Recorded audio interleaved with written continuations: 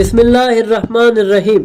ناظرین، آپ نے بے شمار بار یہ سنا ہوگا کہ درود پاک پڑھنا باعث برکت ہے، ثواب ہے، قرب الہی کا ذریعہ ہے، لیکن ایک درود ایسا بھی ہے جسے پڑھنے سے منع کیا گیا ہے، ایک ایسا درود جسے نبی اکرم صلی اللہ علیہ وآلہ وسلم نے خود ناپسند فرمایا۔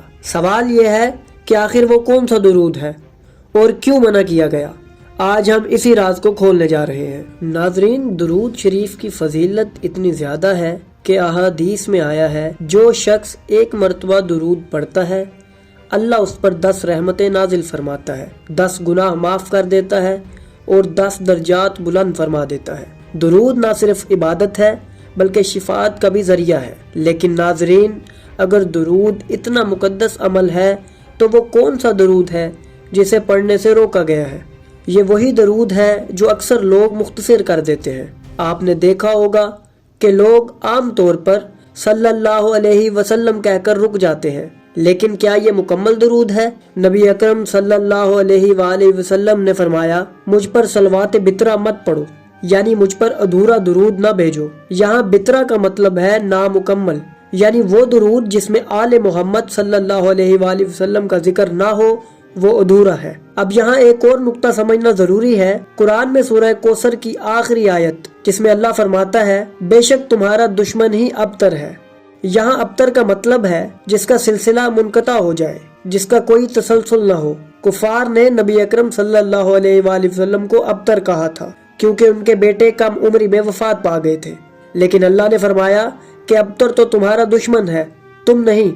اب غور کریں، اگر کوئی صرف صلی اللہ علیہ وسلم کہہ کے رک جائے اور آل محمد پر درود نہ بھیجے اور آل محمد صلی اللہ علیہ وآلہ وسلم کا ذکر نہ کرے تو کیا وہ بھی درود کو ابتر نہیں بنا رہا؟ یعنی جس نبی کو اللہ نے ابتر ہونے سے پاک کر دیا، ہم خود ان کے ذکر کو ابتر کر رہے ہیں۔ یہ وہی درود ہے جسے صلوات بترا کہا گیا اور جسے پڑھنے سے منع کیا گیا۔ ناظرین، درود کی فضیلت اتنی زیادہ ہے کہ خود معراج کی رات نبی اکرم صلی اللہ علیہ وآلہ وسلم کو ایک حیرت انگیز منظر دکھایا گیا۔ آپ نے ایک عظیم الشان فرشتے کو دیکھا جس کے ہزاروں ہاتھ اور ہزاروں انگلیاں تھیں۔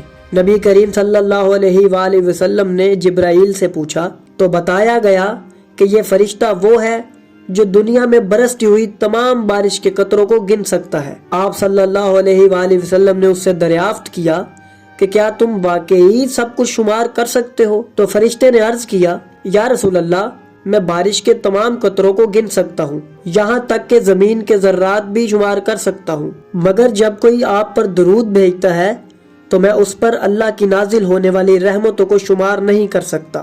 یہی وہ فضیلت ہے جو درود کو عام ذکر سے الگ کرتی ہے۔ درود محض ایک دعا نہیں بلکہ یہ وہ عمل ہے جس کے اثرات کا شمار خود فرشتے بھی نہیں کر سکتے۔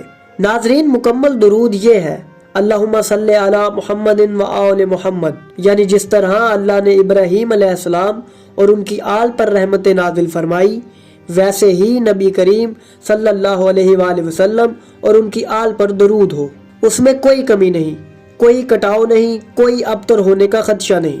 یہی وجہ ہے کہ جب بھی درود پڑھیں اسے مکمل پڑھیں، صرف صلی اللہ علیہ وسلم کہہ کر نہ رکیں بلکہ وعلی آل محمد ضرور کہیں، تاکہ آپ وہ درود نہ پڑھیں جسے پڑھنے سے منع کیا گیا ہے۔ یہاں ایک اور اہم بات سمجھنی چاہیے، نبی کریم صلی اللہ علیہ وآلہ وسلم کی آل کا ذکر صرف ایک رسم نہیں بلکہ یہ اللہ کا حکم ہے۔ حدیث میں آیا ہے کہ قیامت کے دن سب سے زیادہ قریب وہ ہوگا جو نبی کریم صلی اللہ علیہ وآلہ وسلم پر زیادہ درود بھیجنے والا ہوگا۔ یہ بھی روایت میں آیا ہے کہ جب صحابہ نے نبی کریم صلی اللہ علیہ وآلہ وسلم سے پوچھا کہ ہم آپ پر درود کیسے بھیجیں تو آپ نے مکمل درود سکھایا جس میں آپ کی آل کا ذکر بھی شامل تھا۔ ناظرین، سوچنے کی بات یہ ہے کہ اگر نبی کریم صلی اللہ علیہ وآلہ وسلم نے خود مکمل درود سکھایا، اگر اللہ تعالیٰ نے قرآن میں آپ کو ابتر کے طعنے سے پاک قرار دیا، اگر حدیث میں نبی کریم صلی اللہ علیہ وآلہ وسلم نے صلوات بترا سے منع فرمایا،